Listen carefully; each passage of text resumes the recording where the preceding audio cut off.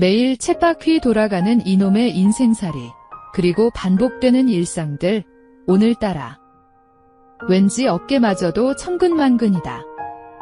그래도 터벅터벅 지하철에 올라 콩나물 시루 속에 콩나물이 되어 하루를 시작한다. 주위를 둘러보니 무표정한 표정의 공상들이다. 속내를 감춘 채 자신의 일상이 당연한 듯. 오늘도 나와 같이 하루를 시작하는 인생살이들 낄낄낄. 호호호. 가끔씩 들려오는 젊은 연인인 듯한 남녀의 웃음소리만이 무거운 지하철에 울려 퍼진다. 솔직한 젊음이 오히려 부렵다고 느낄 즈음 상혁아 뒤통수에서 들려오는 목소리. 상혁은 분명히 나의 이름이다. 어릴 적부터 불려왔고 지금 그런 상혁이란 이름을 1000만이 넘는 인구가 늘상 들락거리는 지하철 안에 울려 퍼지는 것이다. 박상혁 맞지? 난 소리나는 방향으로 고개를 돌리자 30대 중반의 젠틀한 중년 남자가 나에게 성큼성큼 다가오고 있었다. 야, 이 새끼. 이게 얼마만이냐? 그는 무덤덤한 나의 손을 덥쑥 잡으면 흔들어댄다. 누구신지 그의 행동으로 봐선 날 무척 잘 알고 있는 친구인 듯 싶은데 도통 기억이 나지 않는다. 임마. 나야 김용태라고. 김용태. 어릴 적부터 같이 자란 나의 친구이자 소중한 우리만의 추억을 공유하는 소중한 나의 친구였다. 앞니가 말처럼 넓게 벌어진 관계로 어려서부터 별명이 닭광이었다. 김용태, 닭광. 야, 이게 얼마만이냐? 마치 어릴 적 그날로 돌아간 것 마냥. 가슴 벅차고 그때의 가뭄을 일으키기에 충분한 닭광과의 만남이다. 거의 20년 넘는 세월의 흐름 속에 닭광은 어엿한 중년 신사로 변모해 있었으나 어릴 적 해맑은 웃음과 앞니의 벌어짐은 고스란히 간직하고 있었다. 이런 호랑말코 같은 새끼야. 정말 반갑다. 길순간 지하철 안은 두 남자의 목소리로 소란스럽다. 한눈으로 지켜보는 사람에서 위아래로 훑어보는 사람까지 있다. 하지만 그런 눈길에 신경이 쓰이지 않는다. 왜냐하면 20년 만에 소중한 나의 친구를 만났으니까 말이다. 우린 지하철역 가까운 다방으로 자리를 옮긴다. 그 전에 회사엔 피치 못할 사정으로 연차를 낸 터였다. 소중한 녀석과의 만남인지라 연차가 아깝지 않았다. 다방 안 한쪽 구석에 자리를 잡은 녀석과 난 수다스런 여자들 마냥 조잘대기 시작한다. 이게 얼마만이냐? 너가 고등학교 2학년 때 전학 갔으니깐 거의 20년 만이다. 어떻게 그동안 연락 한 번 안 했냐? 그럼 너가 먼저 연락하면 손가락이 부러진다냐? 녀석과 난 히히덕거리며 지나온 세월을 되짚고 있었다. 녀석은 그동안 갖은 고생하며 지내왔고 지금은 다닥제 대리점을 하고 있다면서 언제 한번 놀러오라는 당부를 잊지 않는다. 대리점을 3개나 가지고 있는 걸로 봐선 어느 정도의 부와 여유를 분명히 누리고 있는 듯 싶었다. 하지만 어려서부터 그 녀석보다 머리도 좋고 항상 상위권의 성적을 유지하던 나는 별다르게 내세울 것이 없었다. 어떻게 살았니? 결혼은 했니? 자식들은 몇 명이니? 직업이 뭐니? 행복하니? 등등 녀석이 물어오는 질문에 건성건성 대답하고 있었다. 하지만 이 녀석을 만난 후부터 묻고 싶은 한마디가 아까부터 입안에서만 빙빙 돈다. 색시는 뭐 하시냐? 이쁘시냐? 그냥 평범해. 길거리에서 흔히 지나치는 아줌마지 뭐. 그건 그렇고. 용태야, 난 아까부터 하지 못한 말을 꺼내놓으려 하자 나도 모르게 심장이 마구 뛰었다. 왜 이렇게 뜸을 들이고 지랄이야? 저기 있잖아, 어머님은 여전하시지. 용태 또한 각오했다는 듯 얼굴에 묘한 웃음을 짓더니 곱게 늙어가신다. 너 말대로 평범한 노인네 다 됐지 뭐. 어머님이 올해 나이가 어떻게 되시지? 너가 전학 갈 때가 30대 초반이셨으니깐 올해 52세야? 그렇구나. 여전히 이쁘시지? 자식, 너 아직도 우리 엄마 생각하는구나. 그럼 나한텐 잊지 못할 소중한 추억인데 지금 가서 뵐래? 집에 계실 텐데. 용태의 이 한마디에 왠지 모르게 가슴이 벅차오른다. 정말 지금 가도 돼? 못 갈 게 어딨냐? 20년 만에 만났는데 맞다. 용태 말대로 못 갈 이유가 없었다. 그럼 전화라도 한 통화 해드려야 되는 거 아니야? 내가 간다고. 아니, 그러고 싶지 않은데 가서 깜짝 놀라는 엄마 모습이 보고 싶어지는데 용태는 마치 그 광경을 상상하는 듯한 의미 있는 웃음을 비친다. 그리고 나도 모르게 떨리는 가슴을 진정시키려 맹물을 벌컥벌컥 들이마시고 있었다. 고등학교 1학년 때였다. 야, 좀 조용히 좀 해봐. 엄마 깨신단 말이야. 용태는 떨리는 손으로 자기 엄마의 월남 치마를 들쳐 올리고 있었다. 아무것도 모른 채 깊이 잠든 용태 엄마였다. 야, 용태야. 그만하자. 무섭단 말이야. 쉬. 조용해. 새끼야, 보고 싶단 적은 언제고? 아, 이렇게 떨릴진 몰랐지? 뒤척이는 용태 엄마였다. 너희들 뭐 하는 거야? 그때 아줌마의 얼굴은 그야말로 경악을 금치 못하는 형상이었다. 그날이 내 생애 최악의 날이자 최고의 짜릿한 날이었다. 우린 말이 없었다. 엄마. 상혁이가 조르는 바람에 평상시 용태의 간교함은 알고 있었지만 이렇게나 철저하게 배신할 줄이야. 난 놀란 토끼 눈을 떠 용태를 쳐다본다. 그러고 잠시 후 흑흑흑 그녀의 흐느낌이 들리는가 싶더니 시간이 지날수록 더욱 처량히 울어대는 용태 엄마. 이젠 가련인 어깨를 연신 들썩거리며 목 놓아 울고 있다. 순간 그녀의 그런 모습을 보자 용태와 난 그 자리에 무릎을 꿇어야만 했었다. 아줌마, 정말 잘못했어요. 다신 안 그럴게요. 아버지 없이 자라서 그런 거야? 내가 그렇게 길렀어? 김용태, 말 좀 해보라고. 거실로 자리를 옮긴 우린 용태 엄마 앞에 여전히 무릎을 꿇고 있었다. 아줌만 어느 정도 진정되었는지 울다 말고 용태를 날카롭게 째려보고 있었다. 아줌마, 그게 아니고요. 제가 그러자고 했어요.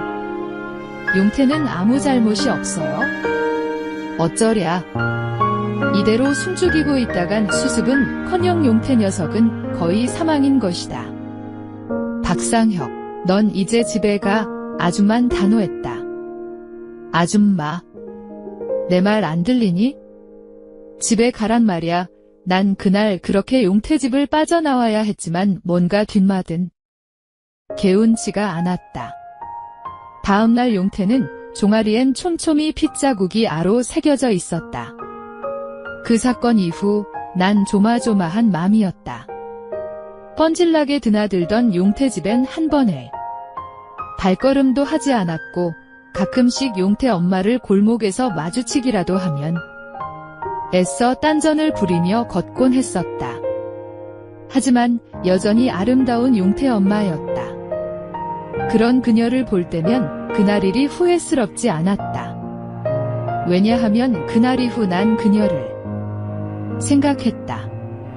17세 어린 사내 가슴에 그녀는 한떨기 꽃으로 피어 있었던 것이다. 상혁아, 오늘 나랑 우리 집에서 자자.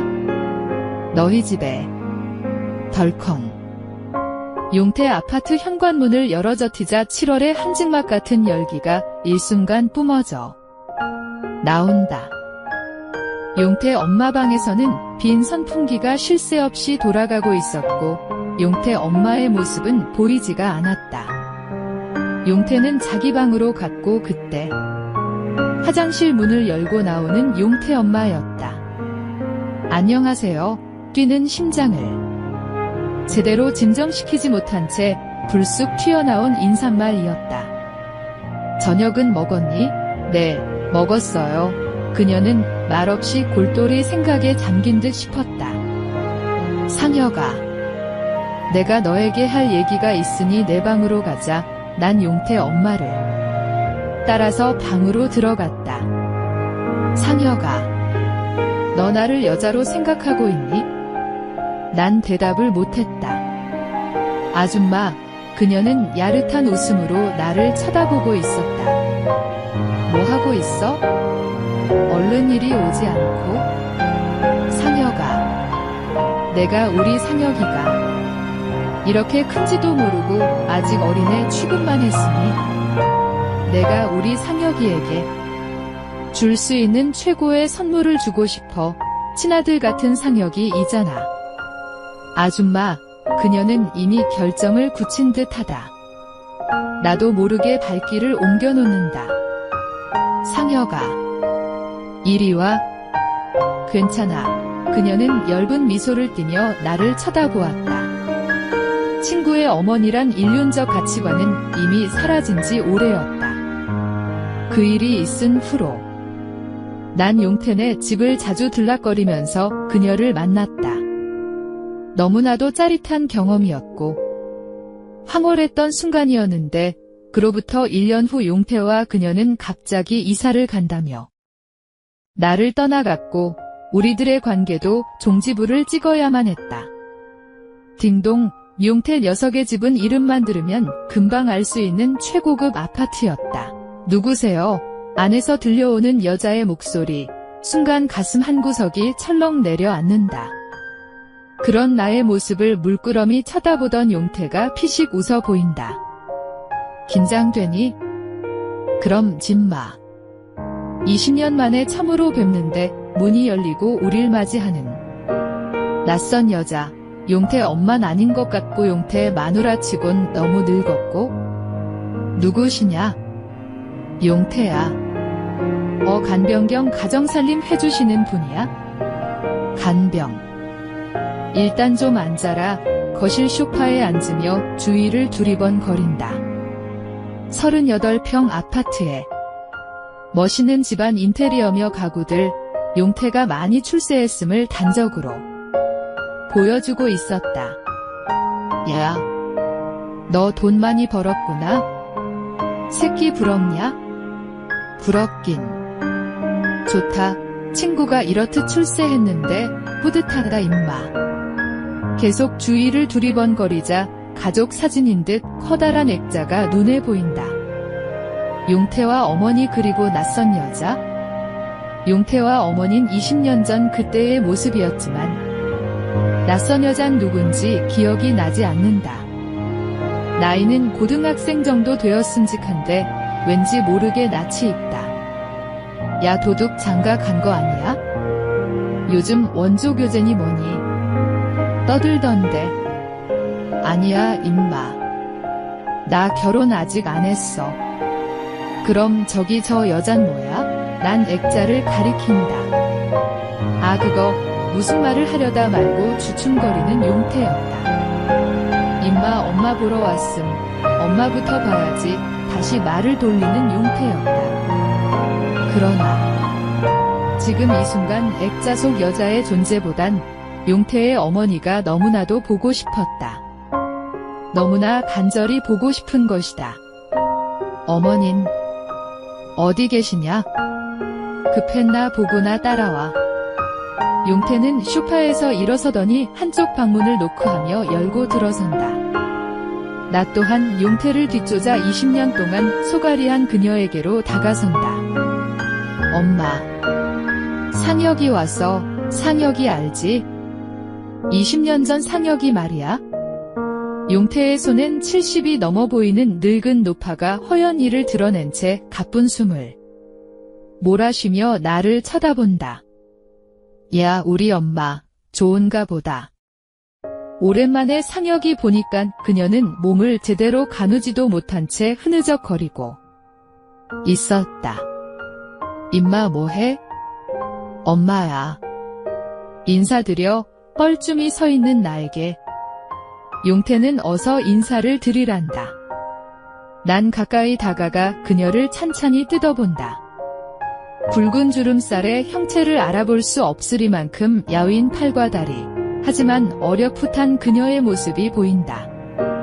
20년 전 나에게 커다란 선물을 준 그녀의 형상이 어렴풋이 시야에 들어오는 것이다. 어머니. 난 나도 모르게 그녀의 손을 거세게 잡는다. 어머니. 크크크. 난 그녀 앞에 무릎을 꿇은 채 한없이 목 놓아 울어댄다. 어머니. 저예요. 상혁이에요. 왜 이렇게 되셨어요? 어머니. 크크크. 난 서럽게 울어댔고 옆에 있던 용태 또한 눈에 눈물이 글썽인다. 뇌졸중이야. 벌써 3년 됐다. 정말 죄송합니다. 어머니. 진작 찾아뵀어야 되는데 지나간 20년이 너무나도 한스럽게 다가오고 있었다. 울다가 지쳐 다시 울고를 반복한다. 그때 여보, 그녀는 힘들게 팔을 뻗어 나의 볼을 잡으려는 듯 하다 난 그녀의 힘든 팔을 들어 나의 볼에 갖다 댄다. 어머니. 저예요. 기억나세요? 상혁이라고요. 여보. 야, 우리 엄마, 너가 기억이 나시나 보다. 근데 널 남편으로 알고 계신가 봐. 엄마 좋겠다. 20년 만에 남편 만나서 용태는 옆에서 그녀의 얼굴을 문지르며 울고 있었고 난 그녀의 손을 볼에 비비며 서럽게 울고 있었다. 그러고도 한참을 또 그렇게 서럽게 울어댔다. 거실로 자리를 옮긴 용태와 난 고개를 숙인 채 아무 말이 없다. 저 여자가 누군지 궁금하다 했지. 한참 만에 용태가 입을 열었다. 그래, 누구냐? 선보는데. 휴. 긴 한숨을 쉬며 용태는 그동안 가슴속에 담아두었던 이야기를 꺼낼 심상이었다. 상미라고 동생이다. 내 동생. 동생. 그래, 지금 학교 갔어. 여고 3학년이다. 한참 바쁘지 뭐. 어머님. 재혼했었니? 재혼은 무슨. 그런데 갑자기 동생이라니? 엄마하고 내가 갑자기 이사한 건 말이야. 엄마 배가 불러와서야. 그래서 너를 포함한 모두에게 말도 못하고 쫓기다시피 도망쳤었어. 그때 엄마가 4개월이었거든. 용태의 이야기는 너무나도 엄청난 충격이었다. 도대체 궁금하니? 상미 아빠가 누군지. 용태는 다시금 나를 보며 웃고 있다. 그래, 누구냐? 엄마하고 내가 O형이거든. 너 혹시 A형이지? 그래. A형인데? 상미가 A형이야. 이제야 생각난다. 용태의 여동생이라는? 액자 속의 상미의 얼굴. 어디선가 낯이 익다고 했는데 가련인 눈썹, 오똑한 콧날, 갸름한 입술, 사슴처럼 길게 뻗은 목선, 전체적인 얼굴 윤곽 속엔 내가 있었다. 그녀의 모습 한쪽엔 분명히 내가 있었다. 바로 박상혁 내가 있었던 것이다.